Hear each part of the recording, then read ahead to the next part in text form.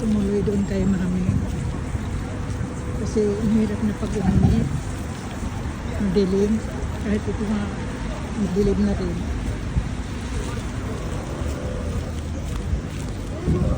Uwi na ako sa bahay. Pero bumaba na ako ng bus dahil matagal. Mabuti pa ako maglakad. Nakakarating pa. Tapos, bahan na nyo siya rin mo.